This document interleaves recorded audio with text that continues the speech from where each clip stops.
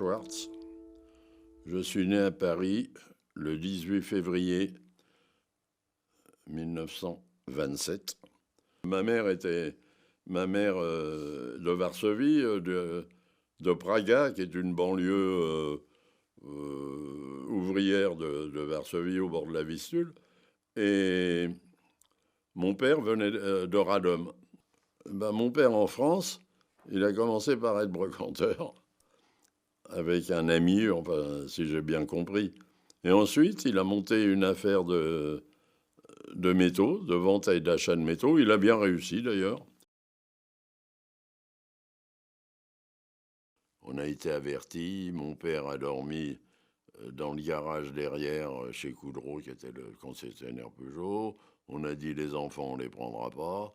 À partir de 15 ans, moi on m'a dit, tu vas à Choisy-le-Roi chez Mathieu dormir. Bon, je suis parti à Choisy-le-Roi dormir. Mon père a tenu un coup de téléphone chez les gens chez qui j'étais, qui étaient des amis à lui, des gens très gentils, des goy, et mon père leur fournissait du bronze, c'était des fondeurs. Donc mon père a téléphoné en disant, on a arrêté ma mère, je vais me rendre pour qu'il les relâche. Voilà, c'était ça son truc. Donc il a été se rendre. Moi, quand j'ai su ça, j'ai pris le tramway, quand mes amis sont partis au travail, et je suis rentré à Paris. Alors, ce qui restait dans la maison, le père et le fils aîné, qui avait mon âge à peu près, Finkel. Et il faisait, aussi drôle que ça puisse sembler, il faisait la vaisselle, ils venaient de manger, puis ils voulaient se tirer, ils étaient venus chercher quelques affaires. Ce qu'on n'a pas remarqué, c'est qu'en bas, il y avait une boutique, et il n'avait pas le téléphone, le gars, le collabo qui tenait cette boutique. Il m'avait vu monter, puis il savait qu'eux étaient là. Il les avait vus. Il a été téléphoné au Bougnat d'en face, et il nous a dénoncé, les flics sont venus, ont défoncé la porte, voilà, puis on était emballé, quoi. On a marché dans toute l'avenue d'Italie avec nos étoiles. Les gens sur les trottoirs nous regardaient, mais sans plus. Sans plus. Puis on est arrivé au poste de police. Et puis moi, j'attendais là. Un flic est venu, a soulevé C'était des bancs. Dans le commissariat, il y a des bancs où ils cassent leur croûte, les flics. Un grand banc, soulever le banc, me filer un coup de pied dans le cul.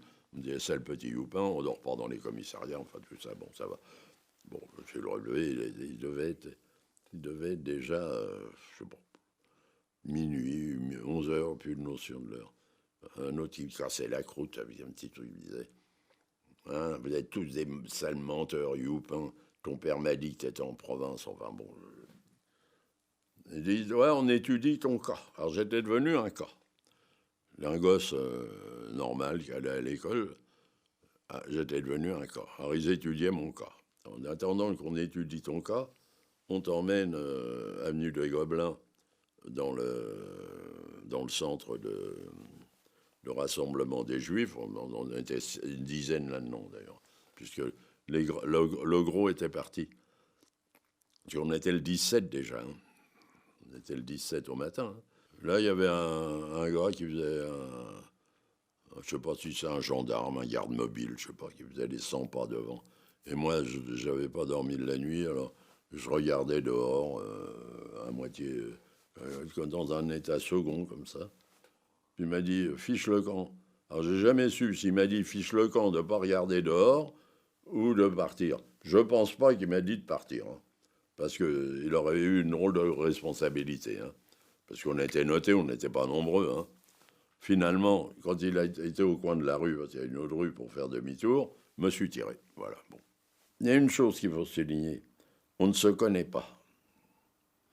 Moi, un enfant obéissant, sans problème, tout à coup, j'étais devenu quelqu'un d'autre en l'espace de quelques heures. C'était plus moi. C'était quelqu'un d'autre. Vous voyez. Et pourquoi j'ai fait ça, j'en sais rien. Vous savez, une espèce d'instinct animal.